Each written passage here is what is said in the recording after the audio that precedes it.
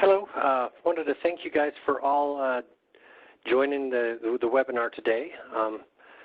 We're going to talk about the advantages of accurate measurement. We're specifically going to talk about the Armstrong International Varus flow measurement products and group and kind of look at examples. I'll give you a quick introduction of who is going to be doing the presentations today.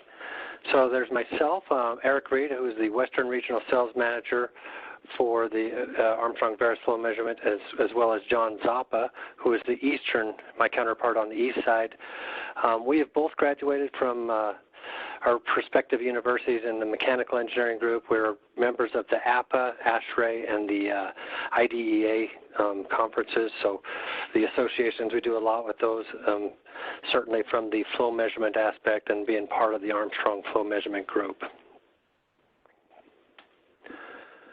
A little housekeeping before we get things rolling here. Webinar length today will be about 1 hour, give or take a few minutes. Just so we have no background noise, all participants' lines will be muted. If you have any questions, please submit them via the Q&A section. Everyone's format is a little different, but either on the top or the bottom of the screen, if you take your mouse and go to the bottom or top, there's going to be a drop down or a pop-up that comes up, and there's 3 buttons on that, and you hit the More section and make sure you turn on your Q&A panel, and then you can ask questions in there. And then is what we'll do is after 24 hours or in the next 24 hours, we're going to take and compile all the questions and give you answers and then send that out to everyone who is registered for this webinar. We're also recording this session, so it will be available, and a link will be emailed to you also within 24 hours. And as a final note, we do recommend that you close out any background apps or browsers. Sometimes these webinar or video processing applications take up a lot of the computer resources, so it might impact your streaming quality.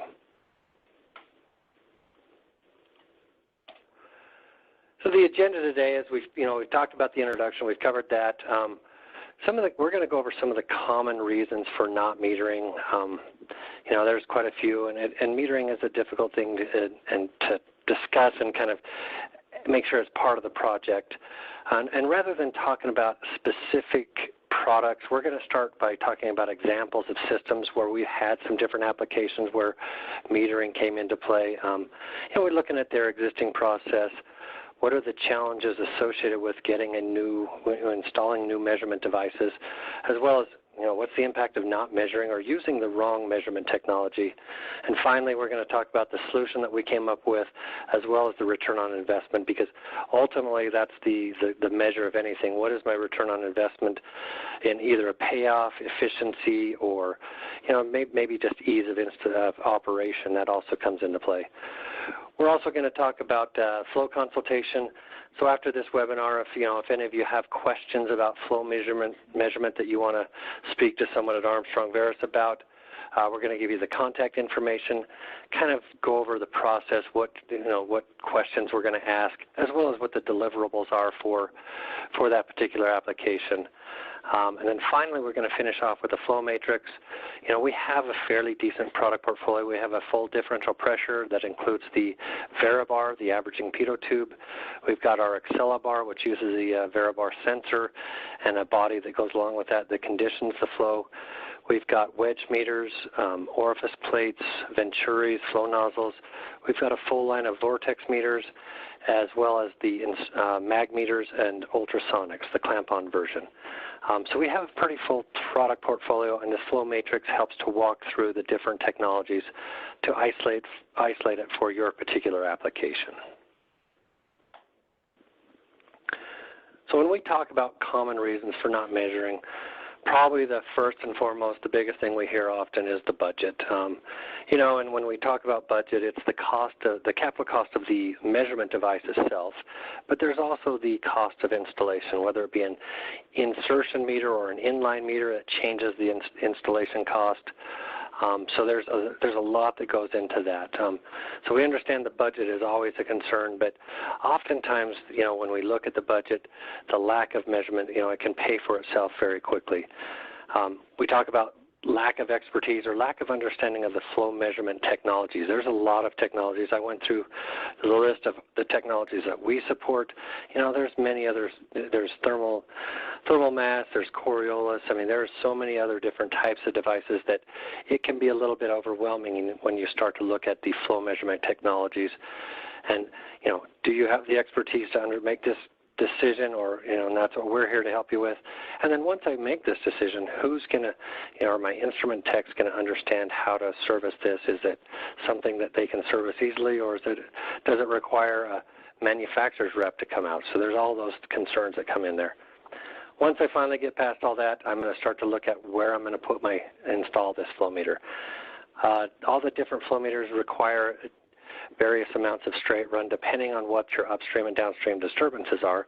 So we have to find the right amount, the right location for this. You know, if I don't have enough straight run, the uncertainty of my measurement is going to go up, which is the last thing I want to do when I finally budgeted for it. I've decided on the meter. I want to make sure that I install it in the place that meets the right criteria. You know, difficult flowing media. There's a lot of different flowing media going through the pipe. We like clean liquids, gases, and steams. We know that those don't always happen in the real world. There's always some scaling on the inside of the pipe. There's some sort of debris going down the pipe. So, you know, we'll ask a lot of questions when we start to go through this process and understand how much debris and what your flow looks like. And then we start to point you to different meter technologies. And finally, we talk about turn down, large measurement range. And I think the best example we use for this is looking at the universities where we do a lot of flow meters is, you know, in the winter when the usage is very high and students are back, we hope for good after this COVID thing happened is all over with. But they have a very high usage. But in the summer, they want to use that same meter and there's a very low flow rates going through there, so that the optimal goal is to get one meter that covers those entire ranges. And we always talk about, you know, you cannot manage what you don't measure. If you don't have any empirical data, it's hard to make engineering decisions on that. So some of the examples of the metering system we're going to go through is we're going to start off with process control. We're going to move on to billing verification.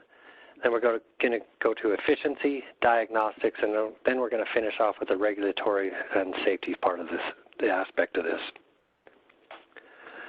When we talk about process control, we're talking about, you know, this is the active changing of the process variables based on the results of this monitoring. So we're continuously monitoring these process variables to make these small changes for, you know, whether it be the end product or it could also be something used to facilitate the manufacturing of this end product, whether it be steam or chilled water.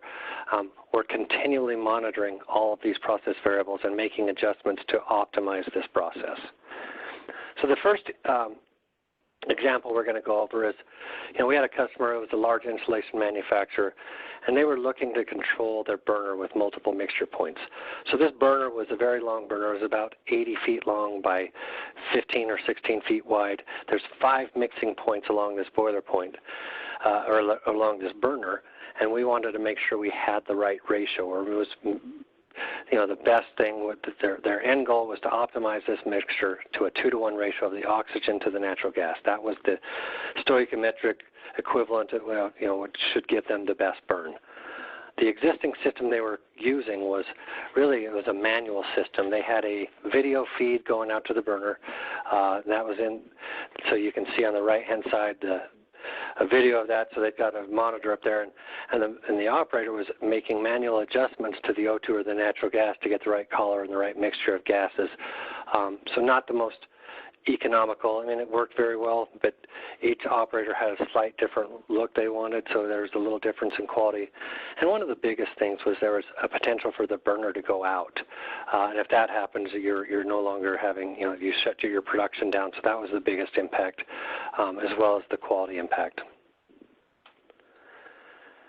The challenges of this were really there's a lack of straight run. You know, the location where we had to install the new meters was very little straight run available. There was a large turn down that needed to be utilized or covered on this. You know, depending on whether the production level was running straight out or running down at 40 or 50%, that turn down ratio for the O2 and natural gas going in there was such that it was, had to be managed. And repeatability is one of the biggest things that, you're going to find a kind of a theme on repeatability. When you're managing process, looking at efficiency, we need to make sure that the repeatability of the measurement is very good. That's one of the nice things about the differential pressure product technology is there's no moving parts, fixed geometry, so the repeatability of that is very good. So some of the impact of not measuring, obviously lost production. If I were to have the burner go out, I've got lost production. And if I'm not getting the right flame, the O2 to natural gas mixture, my quality can go down because I'm not getting the right burn rate on those burners. So that was some of the big things we were looking at. So the Armstrong solution for this was we provided accellibars for the 5 mixing stations along that burner apparatus, as well as for the main feed for the natural gas and the O2 lines. And this main feed and it was used as a comparison to see if there was any leaks or if there was any losses to make sure that they matched up to the 5, for the natural gas matched up to from the main to the 5 mixers, and conversely for the O2. For those of you who are unaware, the accelibar is one of our products. It uses the Varibar technology, which is the averaging pitot tube for the measurement. You can see it off to the right here, but there's an accelibar body that has a patented toroidal inlet that conditions the flow, so it requires no straight run up and down. The body inside reduces in the line size, so we increase the velocity, so that helps us with our turn down. And because, once again, we have no moving parts, we get a repeatable measurement. So as you can see, based upon the measurement or based upon that measurement product, we met all the challenges. There was minimal straight run for the accelibar. We require 0 straight run up and down. Large turn down for this one, we hit approximately 25-to-1. This is typically an application dependent parameter, but for this one we were able to get 25-to-1, and we provided the repeatable measurements. So this increased reliability and the solution, we want to look at what was the break-even point or what was the ROI on this. So basically every time the burner would go out, it would take approximately 4 to 6 hours to get the system back up and production going prior to the shutdown. The cost implication of that was it's about $25,000 on estimate, depending on what their production rate was, but it was on average about $25,000 per hour for lost production time for that being down. So the return on investment, the capital was covered with 1 eliminated shutdown. So pretty easy to justify the capital when you start to look at the implications of a single shutdown. Some additional benefits that were realized with this was, since they reduced the manual aspect of this, the operators had more time to work on other aspects of the operation. And basically it has virtually eliminated the burner flame out. So the downtime is basically eliminated by maintaining those ratios and getting that repeatable flow measurement. Next, we're going to talk about our second example, and this is a combustion air in a rectangular duct. The rectangular ducts, and this was for a critical safety service, you can have some issues. And one of the big things that the customer was looking for was they were looking for repeatable measurements to optimize this combustion process.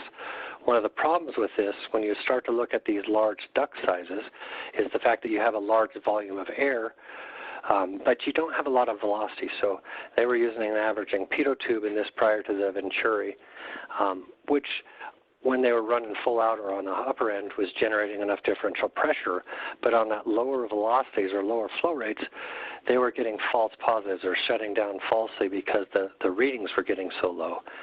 And so that was the challenge with this, is trying to measure at those lower flow rates.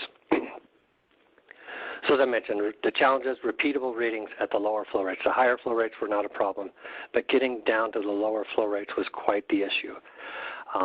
Because this also was a atmospheric pressure application, permanent pressure loss was a concern. So basically, any time we put a restriction or something in the flowing in the pipe, we're going to have a permanent pressure loss associated with that. So we wanted to minimize that to that effect as well. And finally, they wanted redundant readings. They were going to use a 2 out of 3 polling in order to not have a single reading causing, being the the driver on everything. So basically they did 2 out of 3 polling, so we made that happen as well. So the impact of not measuring for this was obviously reduced efficiency as well as higher maintenance costs. I mean, every time they get a false positive, the maintenance group would have to go out there, do the inspection and find out that's just really, you've gone past the lower limits of the flow rate for this and it's tripping it. So the solution for this one was a square venturi, and this was on an 80 by 17 inch duct. As I mentioned, we were trying to optimize the differential pressure that this produced as well as the permanent pressure loss. So we iterated. We kind of went through and changed a lot of the throat diameters, or the beta ratio of the venturi, to optimize that. And what we came up with was a 5.8 inch throat, which optimized the DP that the device generated, but minimalized that permanent pressure loss. We also included the safety pulling, the 2 out of 3 included. And as you can see on the picture on the right, there's multiple ports in here that kind of averages that flow profile across both the impact and the low pressure side. And then we go to the main header on these, and we've got independent taps where we've got 3 transmitters, 3 multivariable transmitters that are hooked up to that. And then those go to the data acquisition system, or the control room, and the operators are always looking. If 2 out of 3 are working correct, then they're okay across the board. And it allows, typically all 3 are matching up, but if they have one that goes out, that allows them to send the maintenance over there and fix that one, but they're still operational and they haven't had any rush jobs with the maintenance group. So as what they found with this is they reduced their maintenance by up to about 15% year over year, which, based on the operational or the maintenance cost, their ROI for this meter was around 2.5 years. By also being able to optimize that differential pressure on the lower end, they were able to automate this process, which reduced the, basically reduced the operating cost and increased the process efficiency. But they had an identical setup to this they were having the same issues. So they tried this one for about a year, and they purchased a second square venturi, and installed that for the second unit, and have had very good success with that. Next, I'm going to pass it over to John, and he's going to talk about billing verification. So John, go ahead. Thank you. Thanks, Eric. For the next example, we're going to be talking about using flow meters for billing. This might be as simple as tenant metering within a base building within like a city, where you might have a coffee shop or a restaurant on the street that you need to be able to measure how much steam for heating or chilled water for cooling that's going to this restaurant. It could also be something as large as a district steam plant. Let's say an example of Con Ed in New York City, where they're distributing steam throughout the entire city to each and every one of their customers. Each of these buildings has a flow meter in there so that they can bill for their usage. The example that we're going to be talking about today, it's a campus setting for a major university. Next slide, Eric. But basically, what they're going to be doing is they're putting in flow meters for this campus to allocate the energy consumption of the chill water and steam usage, all while trying to get a LEED and Energy Star rating. Their existing meters were not working well. They were insertion type meters. They had a lot of shutdowns, consistent failing. A lot of revenue lost over that time just due to inaccurate readings and also due to maintenance. Every time they had to send out their maintenance crew, it took a lot of time to troubleshoot these meters, and they were pulled away from being able to do other things for the maintenance of the campus. Some of the challenges in adverse conditions, the first and foremost was a lack of straight run. If you've ever been on a college campus, you'll know that there's a central utility plant that basically provides the steam and the chill water throughout the campus. It's distributed to each and every building on campus. Typically, the pipes are run underground. And if you look at these small mechanical rooms within these buildings, there's a huge lack of straight run. These pipes come up and through the wall, and there's typically anywhere from 1 to 3 feet of straight run before it distributes throughout the rest of the building. So there's a very small amount of straight run where you have to actually install a meter to be accurate. There's also a large swing in seasonal loads, as Eric already mentioned. From the summer loads, as you can imagine, for STEAM, it's very, very low, whereas in winter loads, when the kids are on campus, there's a much higher load. Typically, universities sometimes have to use 2 meters for these kinds of swings in seasonal loads, for a summer load and a winter load. This typical university wanted to try to get all of those loads with 1 meter, which was quite a challenge. Thirdly, we're going to talk about cost of the calibration. It was a very expensive cost for this university to be able to shut down the line and send these meters out. So we'll talk a little bit more about the cost of calibration as well. The impact of inaccurate measurement. Obviously, there was a loss of revenue when these meters shut down, equaling tens of thousands of dollars per building per year. The maintenance costs were very high as well. Like I said, when the maintenance crews would go out to troubleshoot these meters, it was very expensive to pull them away from other projects. But the cost of calibration was a main expense. If you think about it, to calibrate most meters, you have to shut down the system, you have to remove the meter, you might have to put a flange in its place, a spool piece in its place, send it back to a third-party lab. By the time they did the calibration, sent it back, and you do the same thing in return of shutting down the system again. All of the time shut down, the cost of the calibration with the third-party lab and the labor to remove it and reinstall it typically costs more than the meter itself every single year. Obviously, being a billing type application, they had to do this on a yearly basis. So that was a major cost in this application. So the university came to Armstrong, and we provided as a solution Excel bars to every building on the campus on the STEAM side. And as Eric mentioned before, the Excel bar is a unique instrument where it doesn't require any kind of straight runs before or after the meter. If you look at to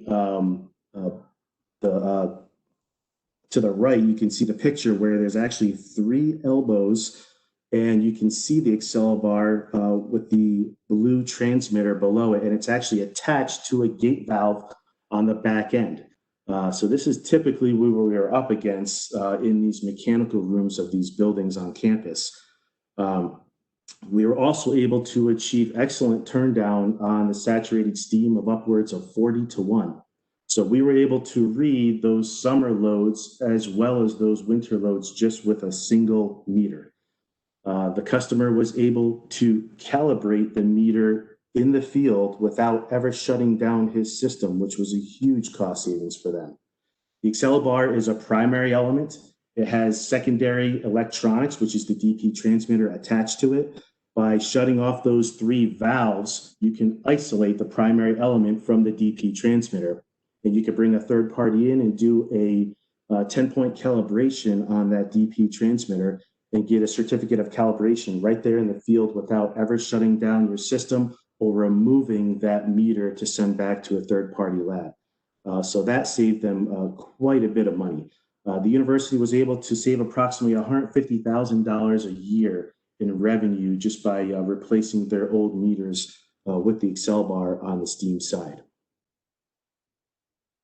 Likewise, on the chilled water side, they had a lot of the same issues, a lot of loss of revenue equaling tens of thousands of dollars per meter per year because they were not able to accurately measure without failure due to these insertion turbines that they had. These turbines would typically fail, the blades would break off, and they typically had a lot of high maintenance costs due to removal, replacement, or troubleshooting of these meters.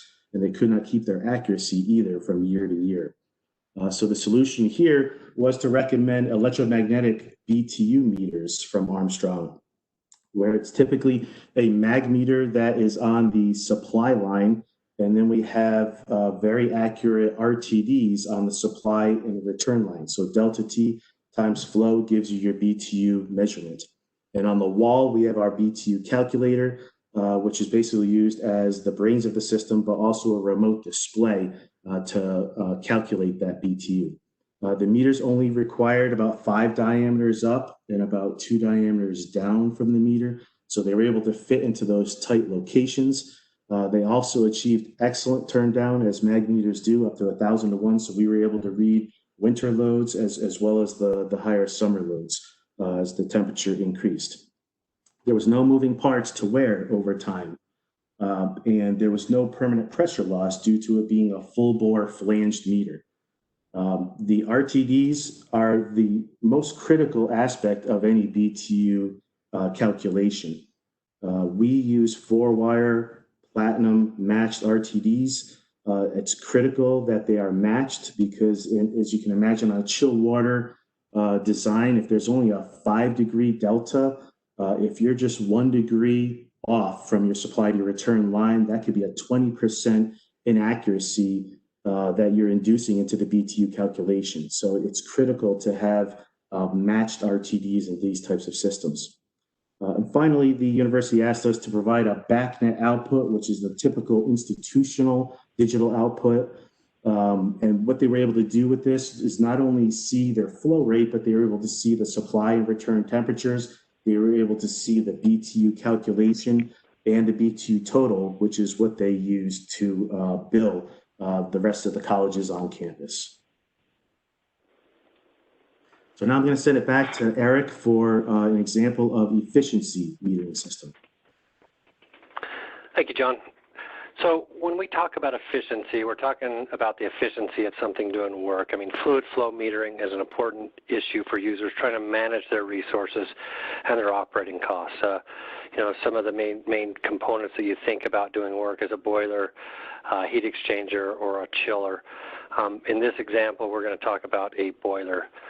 So one of our reps was approached by a large cheese manufacturer. They were looking at upgrading some boilers, and they had some issues, you know, for capacity. There was many reasons they were going to update these, but what they ended up supplying was 4 800 bhp boilers with a steam capacity of approximately 27,600 pounds per hour. This large expansion was obviously for capacity, but they also wanted to focus on the efficiency. As you know, when you start to look at the cost of operation, the operational cost, the steam was one of the higher components of that cost. So the existing boilers' capacity were out of date, insufficient.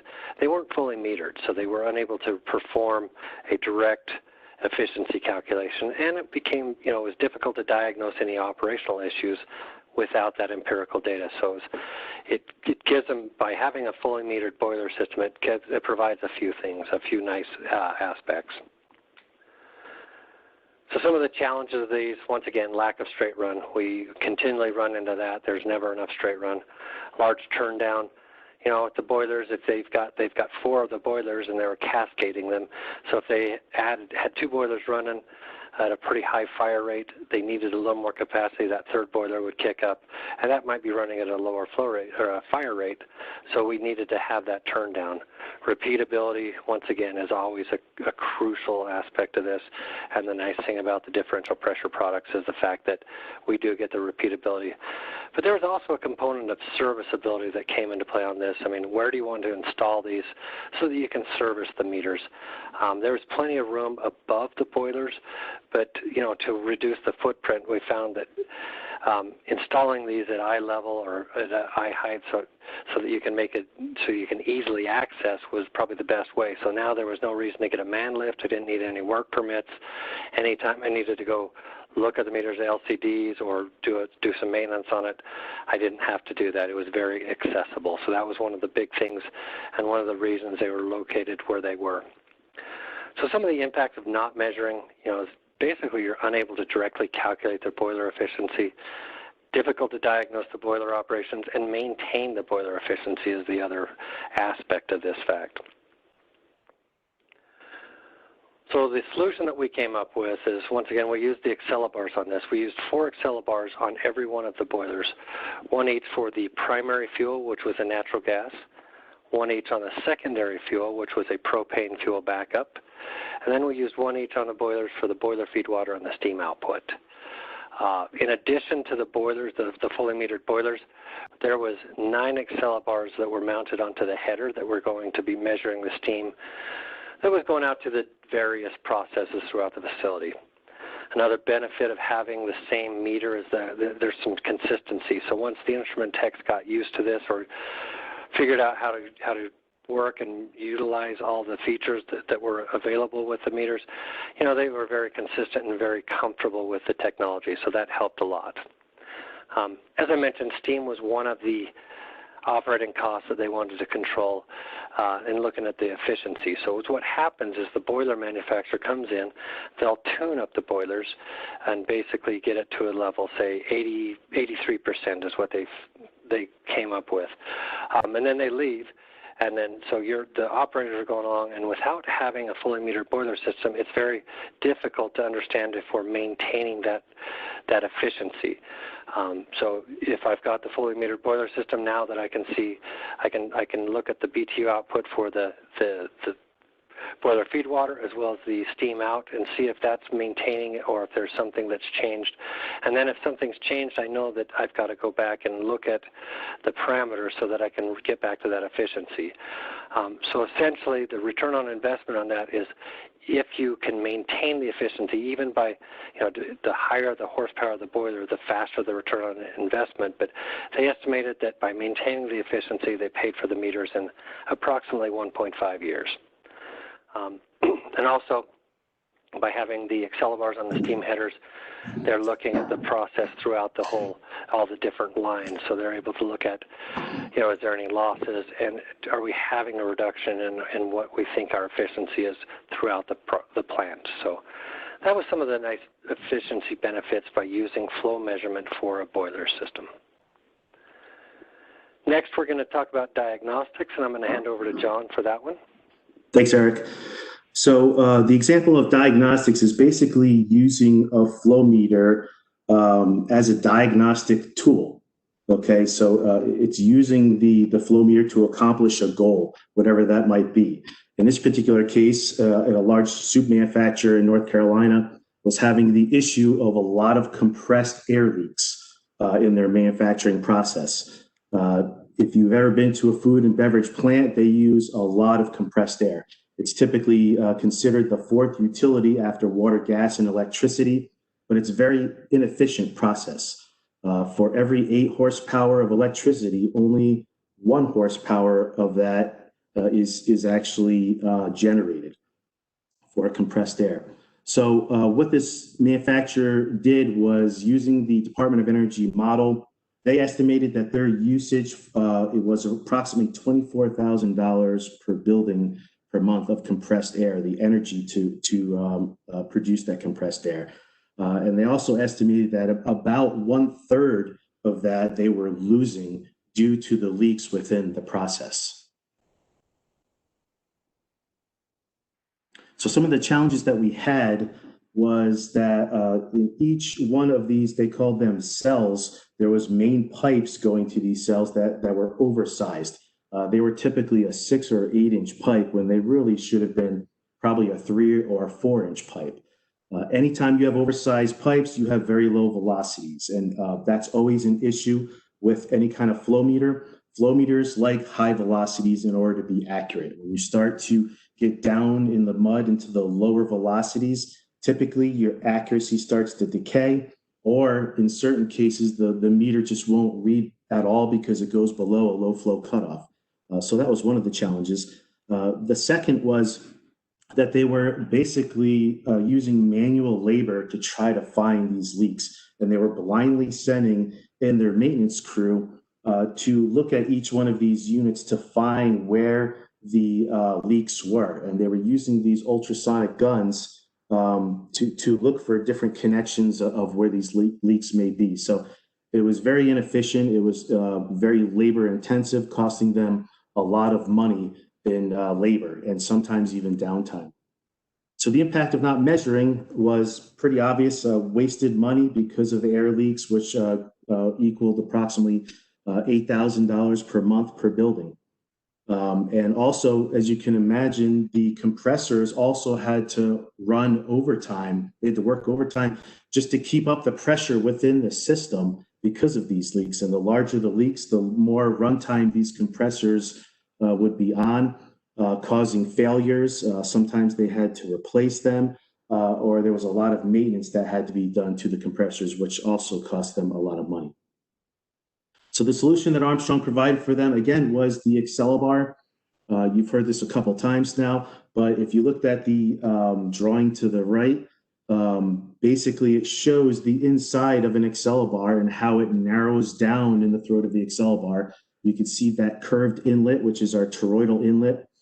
So as I said, on a 6-inch line, this typical 6-inch Excelibar was narrowing down to less than a 3-inch ID in the throat. Thus, it was increasing the velocity across the averaging pitot tube. That increase in velocity gave us an increase in differential pressure, and that increase in differential pressure gave us an increase in turndown. So the range of this particular meter was given us approximately 60 to 1, which was excellent. And that enabled us to read the very, very low flows that they needed to read upon shutdown of the system. So what they did is they would shut down the manufacturing system of all the different cells, and then basically they would look at each of those main lines going to each of the manufacturing cells to see which ones were still flowing a lot of velocity. So they could pinpoint and send out their maintenance crews to the cells that were using the most air. And then they could go to each of those cells, and every time they would find a leak and fix it, they would find that flow rate would drop, continue to drop as they fixed and found those leaks. And they were able to reduce it down to less than 5%, which was acceptable to them in a very short period of time. And they were able to save quite a bit of money, to the point where they estimated that by putting in these Excelibars, the return of investment on the meters were approximately 2 months, which is incredible. The second example I'd like to talk about is ultrasonic portable flow meters. These types of flow meters are very flexible and can be used on a number of different applications. These are very popular with consultant engineering firms for sizing different equipment. It's very popular with our customers and also with our reps. As you may know, that we have a hot water group that produces what we call the Armstrong Brain, which is a hot water mixing valve. And a lot of times what they do is they clamp on these ultrasonic flow meters, and they leave it on the domestic water lines for about a week, and they data log using the internal data logger over that week period.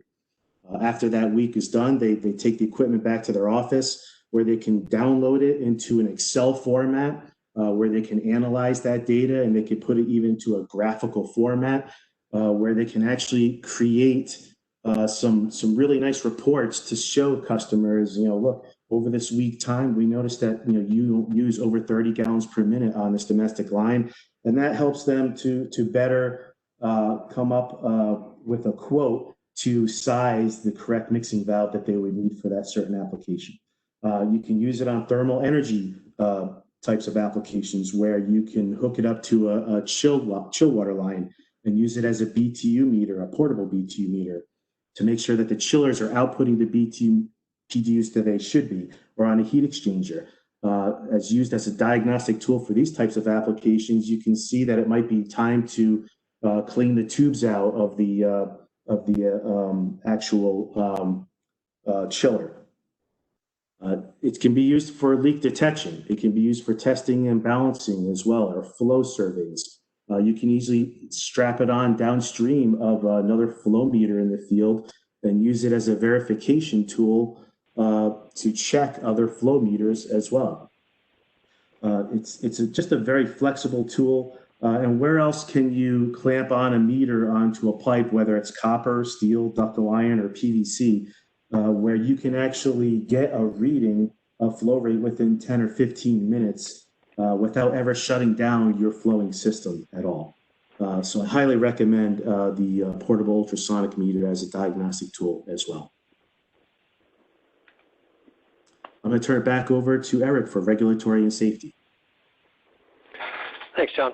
So we'll finish up the examples talking about the regulatory side of things. This is where we're really looking at monitoring it's a continuous emissions monitoring for stacks and emission quality. So the United Nations Framework Convention created a Kyoto Protocol, which essentially was designed or set up to reduce the amount of greenhouse gases by 5.2% from those levels that were recorded in 1990. And the only way to measure these is to get accurate measurement of the greenhouse gases and the gas flows through stacks. So that's very difficult to do. It can be a challenge as well. So some of the challenges that you see with the stack measurement is you've obviously got fairly large line sizes. We've seen up to 20 foot in diameter for these. It's the largest one we've done. With the stacks, there is a relatively low velocity. Once again, it's kind of like the duct application we spoke about earlier. You've got a large amount of emissions, but you don't have a lot of velocity. So you're typically using an averaging pitot tube or the Varibar in this case to make this measurement. So it can be challenging on that lower end of that velocity flow profile. Seems like there'd be a lot of straight run, but often there is not enough straight run for some of these larger inside diameters. So what happens is we must make sure that these meet the RADA testing. And the RADA testing is done by a third-party vendor. And RADA is basically a relative accurate test audit. So what the RADA crew does is they're going to do a pitot traverse across the stack at the location where the Varibar is mounted. They're going to go in two different axes located 90 degrees apart. And so what happens is the stack gets set at a certain load, and they maintain that load, and then the RADA crew goes across there, and they're going to measure points across that tube at the center of equal area. And those locations where they take the data is defined by the ASME MFC 12M specification. But they'll do that through one axis, the second axis, and then they determine what the flow rate is. From that traverse, they can also see if there's swirl or what the flow profile looks like. And then we need to make sure that the Varibar matches up with that RADA test. The impact of not measuring is EPA regulatory fines. If you're simply not measuring, or if you're not measuring accurately, you're subject to these fines.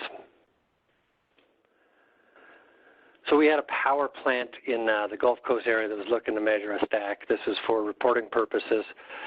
This is the 20-foot Varibar that I spoke about earlier. We got this installed. There was a relatively small straight run, but we were able to find the location. The meter flow coefficient matched up with the yearly RADA test, which was very nice. If not, there's different things that can be done, but the fact that this one matched up means we had a fully developed flow profile inside of the stack, which was very good. One of the design advantages of the Varibar for this is the fact that the lack of susceptibility to plugging. So with the regulatory, or when you're measuring the stacks, there's often some particulate in the flow, and it can plug up the holes. So the way the Varibar is designed is you've got your downstream holes on the side of it. So if any of that debris, as it goes across the Varibar, it sheds the vortices and takes it towards the back, so it kind of protects those holes from plugging. So we get a nice quiet signal-to-noise ratio, which helps for the monitoring as well. And the result of this is, if you've got that accurate measurement that matches up to the RADA testing, you're eliminating the fines that could be up to $100,000s of dollars per day. They can be very substantial if you're either not measuring or not measuring an accurate flow rate. Next, I'm going to pass it over to John, and he's going to finish up talking about the flow consultation and the matrix. Thanks, Eric. So hopefully these examples that we presented to you are helping to show why it's so important to meter your systems. And maybe they were sparking some questions that you might have on some of the metering that we presented, or maybe you have an application that we could help you with. So what we'd like to ask you, if you are interested in a flow consultation, that you reach out and get in touch with us. You can do that several different ways. The first is by just calling us on our phone number there out of Denver, Colorado, where you can get in touch with someone in our inside sales group. You can also email us at veris-sales@armstronginternational.com with your application. Or you can even go onto our website, which has a wealth of resources and knowledge in there. You can get brochures and drawings and things like that. The easiest way to do that would be to go to armstronginternational.com. And there's a little magnifying glass in the upper right-hand corner for our search icon, where you could just click on that and type in flow meters. And that'll bring you to this flow measurement group front page that we have here. When we send this out tomorrow or the next day, you can use that as a link to directly get to our website as well.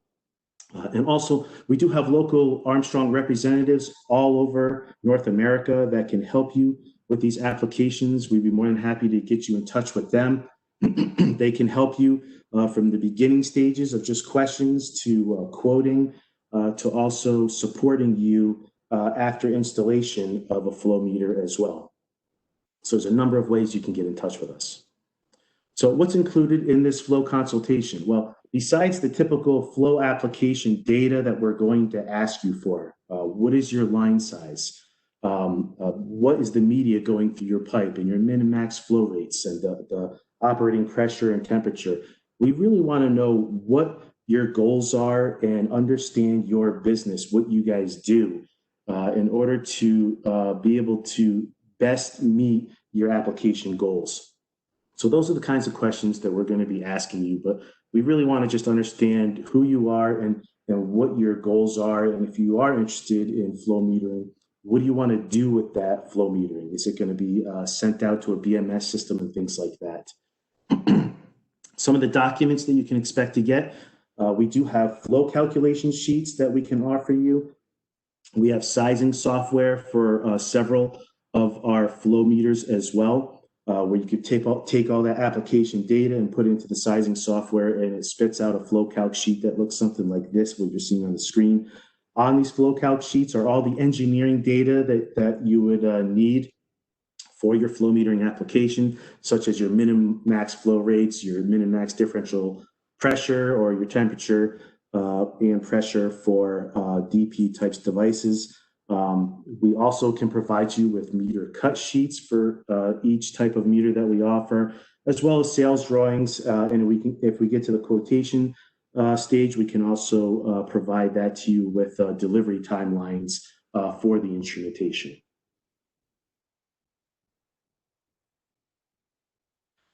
So at the beginning of the presentation, Eric talked about a flow meter selection matrix, and we have one of these for both the industrial markets as well as for the institutional markets. And basically what it does is, on one piece of paper, it's able to show you all of the meters that we have in our portfolio available to you for the industrial markets. And the nice thing is, in one piece of paper, it can show you what line sizes they are good for and what kind of permanent pressure losses they may have. It shows you what kind of accuracies and straight runs that are required for these types of meters for any kind of application, gas, liquid, steam, or slurries, and what the repeatabilities might be. So all the application information is on this matrix. The green typically means that's an ideal application. Yellow would be an acceptable application. And if you see that red color, it usually means that it's not recommended for that, or it's a less favorable meter for that application. And the same thing on the institutional side, where it basically adds our mag meters and our ultrasonic flow meters, whether it's a portable or a wall mount. Again, you can just go down and select which meter will best fit your application. A lot of people like to bring this into the field, and they can just answer questions, and right away they can figure out which flow meter is best for the application.